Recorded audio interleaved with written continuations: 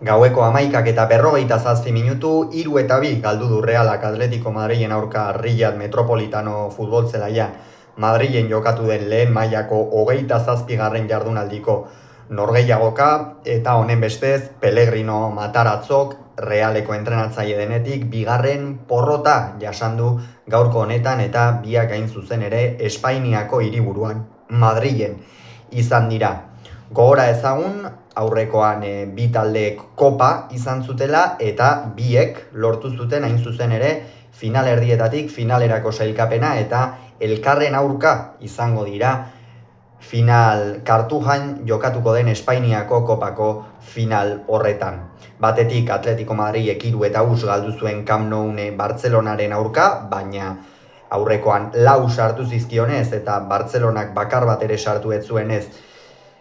Diego Pablo Simeoneren taldea sailkatu zen finalera eta Pellegrino Matarazzorenek ere beste horren beste egin zuten, bat eta irabazi zioten Atletikianoetan eta honen bestez finalera sailkatzeko txartela lortu zuten. Horiek horrela, honako 11 hauen aldeko apustua egin dute Diego Pablo Simeonek eta Pellegrino Matarazzok, batetik Atletico Madrilek 4-2-2-ko sistema ezarri du zelaian, Oblak izan da tepean, atzealdean lauko lerroan Nahuel Molina jokatu du eskuinetik, Rullerik ezkerretik, Jimenez eta Janko izan dira atzealdearen erdialdean, Rodrigo Mendoza eta Kokek osatu dute zelai erdia, kapitainak, eskuinaldetik Giuliano izan da, ezkerraldetik Almada eta goian Sorloz eta Lukman izan dira. Naiz eta Lukmanek zenbaitetan hegaletik hasi dituen bere jokaldiak. Reala bere ohiko sistemarekin, 4-3-3ko sistemarekin irten da, Remiro izan da atepean, atzealdean lauko lerroan Aramburu jokatu du eskuinetik, Sergio Gomezek ezkerretik, Txaleta Txar eta Jon Martin izan dira atzealdearen erdialdean, Euskarri moduan aritu da Jangel Herrera, Carlos Soler eta Lucas Susic laguntzaile zituela, eskuinaldetik Pablo Marin izan da, ezkerretik Barrenetxea kapitaina eta puntan Horri Oskarson. Beno, norgehiagoka hasieratik Atletico Madrilek eraman du, norgehiagokaren mandoa edo aginte makila, eta 5. minutuan Jimenezen pase baten ostean, Egaleko pase baten ostean, Realeko atzealdea hau libili da eta Sorlozek sekulako gola egin du, bira bikaina eman du Norvegiako jokalariak eta horren ondorioz lehen kolpea oso goiz iritsi zaio Realari, oraindik ere apenas ziren zelairatuak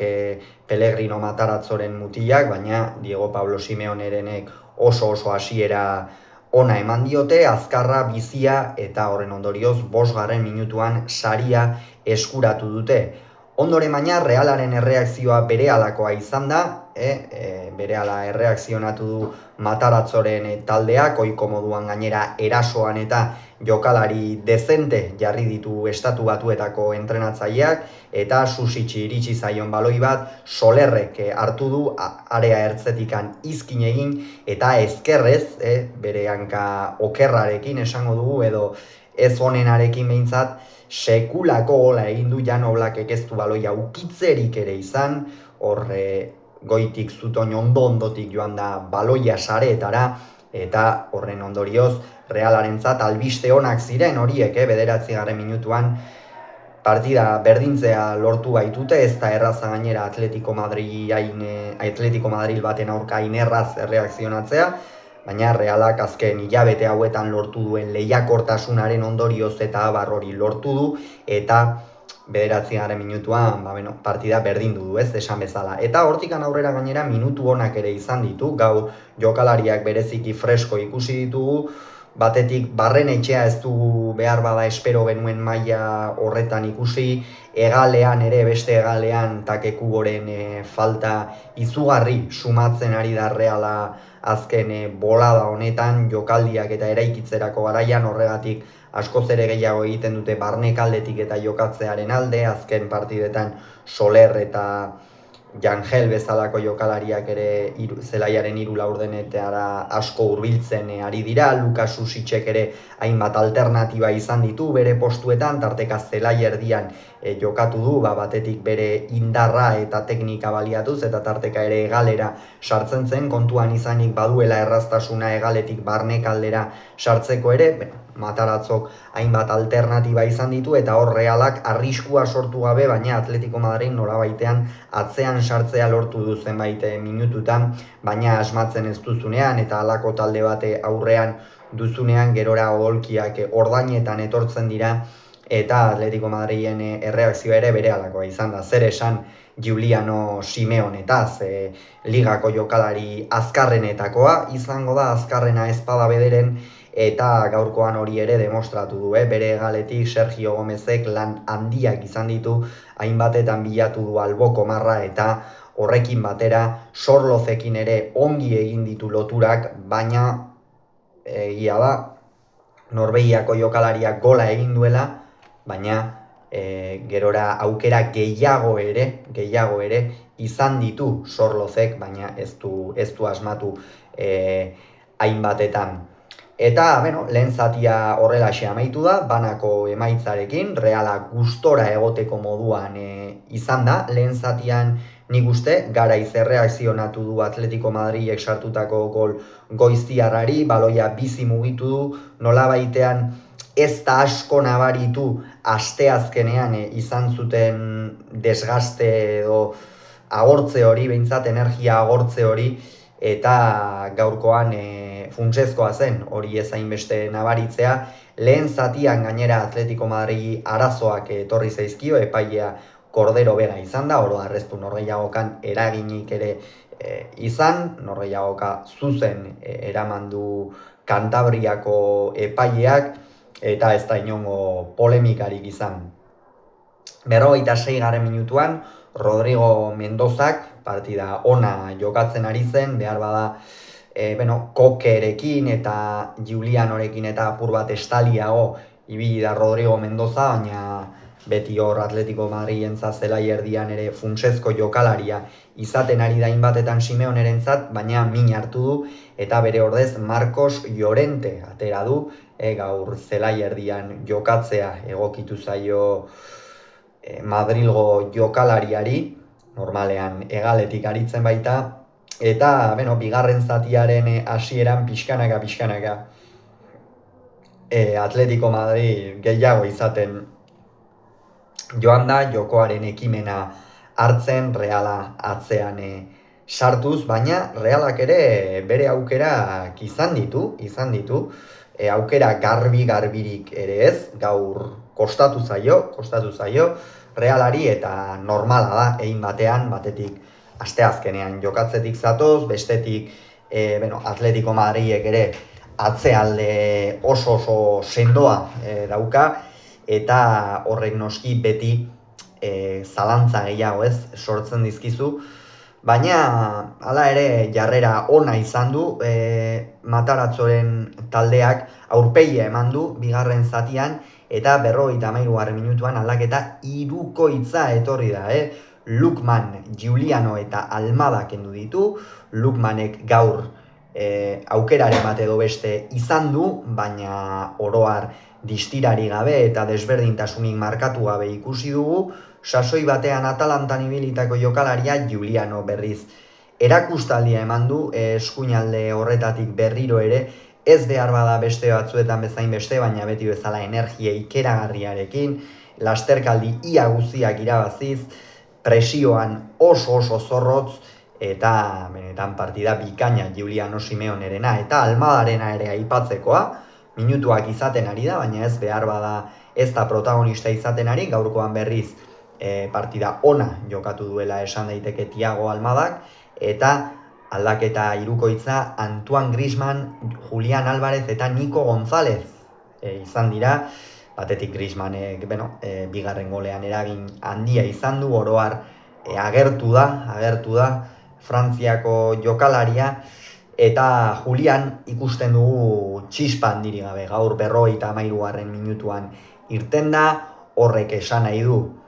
ia 40 minutu luze izan dituela, 37 minutu izan ditu jokatzeko, eta ez du baliatu gaurkoan ere aukera, gaurkoan ere aulkian izan da, Bartzelonaren aurka hasieratik jokatu ondoren, baina ikusten da, ez daukala denboraldi hasieran zuen inspirazio hori, golak sartzeko erraztasun hori, eta kostatzen ari zaio, une kritikoan da une honetan golaren aldetik Julián Álvarez, eta Nico González ere atera da,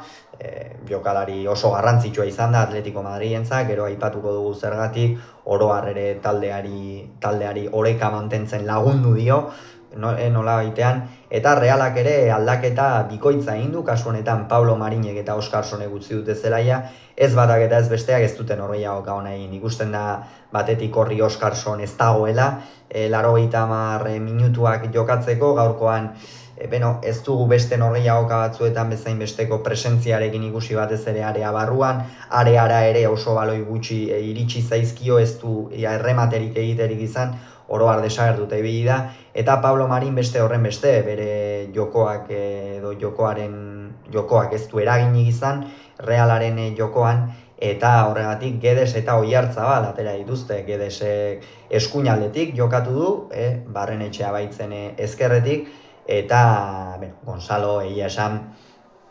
eskuinalde horretatik fin ikusi dugu, beti bezain ongi, barnekaldera sartzen, saiakerak egiten, baina gaurkoan ere berak ez ditu aukera larregi izan. Eta Mikel Oyarzabalek berriz, partida ona egin du, baina behar bada presentzia gehiago eskatzen zitzaion, eta alde horretatik behintzat Realak nabaritu da, batetik erasoan energia gehiago zuela, une horretan Atletico Madrid gehiago baitzen, eta 71. Minutuan Koke kendu du eta Joni Cardoso sartu, Kokek partida ona egin du, erasora gainera zelaiaren 3 laurdenetara ere dezentetan iritsi da, gaurkoan oro har Atletico Madridek presioari dagokionez eta partida ona jokatu du, eta hori Simeoneren taldearentzat ezinbestekoa da. Cardoso irten denean ere oreka mantentzea lortu du, Kokeren postu hori, eta ez da ezer aldatu alde horretatik Atletico Madrilen aldetik. Eta 75. Minutuan Barrenetxeak kendu eta Zakarian atera du, oraindik ere pixkanaka itzultzen ari da Donostiako jokalaria, aurrekoan derbian ere titular izan zen, Espainiako kopako finalerdi horietan, gaurkoan ere hasieratik jokatu du, beraz ikusten da naiz eta lesiotik itzuli Mataratzorentzat ezinbesteko jokalaria dela, bere orde Zakarian atera da, eta lehengoan esan genuen, eta gaurkoan ere berresten dugu, ez dabil konfiantza Zakarian, gaurkoan ere ez du eraginik izan ezkerralde horretatik, eta Realak asko galdu du lehen zatian eta hegaletatik egin duen hegaletatik eduki duen eraginkortasuna eta baloiak arean sartzeko erraztasuna hori galdu egin du. Eta 77. Minutuan haze gola egin duen Nico Gonzálezek, Antoine Griezmannek horpoz eman dio baloia, Atletico Madrilen jokaldion baten ostean, Realako atzelariek ez dute harrapatzerik ere izan, eta Nico Gonzálezek oso bakarrik Remiro erraz gainditu du eta ondorioz 2-1 ezarri du, baina berehala etorri da Realaren erantzuna. Izan ere Mikel Oyarzabalek baloia hartu, izkin egin eta ezkerrez Oblakek ukitu du, baina haze gola egin duen Eibarko aurrelariak, Realeko kapitainak, Realeko erreferentzia nagusiak, gol ikusgarria egin du benetan, eta binakoa ipini, beraz, Realak gaurkoan naiz eta partida galdu duen eta 3 puntuak ez dituen lortzerik izan, behintzat esan daiteke azkar erreakzionatze hori lortu duela, ezta? Eta hori ere garrantzitsua da zenbaitetan. Eta 74. Minutuan, jada Realaren gol horren ostean Atletico Madridek ere gora etorri beharra zeukan, etxean ari ziren, jokalaria fresko bazituzten, hala ere Realak eutsi dio, 74. Minutuan Soler eta Susitxe kendu ditu, Solerrek gola egin du, horrez gain pixkanaka ari da taldera egokitzen, ari da taldean askoz ere indartsuago eta garrantzia gehiago edukitzen Valentziako jokalaria, eta Susitxek ere nik esango nuke bere aukera baliatu duela gaurkoan, izan ditu zenbait galera zelaierdi inguruan eta behar bada gune nahiko konprometituetan, baina gero ikusi dugu nola atzera joateko ahal hori eduki duen, eta hori funtsezkoa da Realarentzat denek ere defentsan aritzen jakitea, eta Turrientes eta Brais irten dira, hauek ez dute norgehiagokan aukera handirik eduki, jada Atletico Madrid oso ongi zen une horretan atzean kokatua, Jimenezekin, atzerago gainera Joni Cardoso, horre lortu du apur bat orekatzea erasoa eta atzealdea, eta 81. minutuan Rullerik Nico González ibaloia jarri eta berriro ere buruz Nico Gonzálezek gola egin du. Egia esan, Realak gaurkoan erdiraketetatik eta bestalde bai hori da, erdiraketetatik eta area barruko joko horretan oso bigun aritu da Mataratzoren taldea, ia baloi guztiak irabazi ditu Atletico Madridek, 81. minutuko jokaldi hori izan da adibide nagusietako bat, edo azkenerako hori laburbildu duena, eta hortikan aurrera Atletico Madrid oso sendo aritu da atzealdean, Reala saiatu da baloia aurrera eramaten, baina Atletico Madridek egindako presio eraginkorraren ondorioz ez du lortu hori egitea, eta azkenerako horrelaxe 3-2 amaitu da norgehiagoka, Simeoneren taldeak irabazi du, eta honen bestez honelaxe geratuko dira sailkapenean bi talde hauek. 3. postuan da Atletico Madrid 54 punturekin, Reala berriz 8. da 35 punturekin geratuko da Mataratzoren taldea. Eta kopako euforiaren ostean jakina zen, partida hau etzela erraza izango, halaxe izan da, ez du irabazterik izan, baina ikusi da, behintzat kopako finalerako talde honek lehiatu dezakeela, Atletico Madrid ahal guztidunaren aurka, etxean lanak eman dizkio, Kartujan jokatuko da, beste giro bat izango da, beste testu inguru bat, beste modu batera iritsiko dira bi talde hauek, eta ea zer gertatzen den, baina oraindik egun horretara arte badaude hainbat kontu errepasatzeko, eta esate baterako gu futbolarekin bihar itzuliko gara, 9:00 Valentziak eta Alavesek Mestaian jokatuko duten norgehiagoka horrekin. Gogoratu, Atletico Madridek 3, Realak 2, Riyad Metropolitano.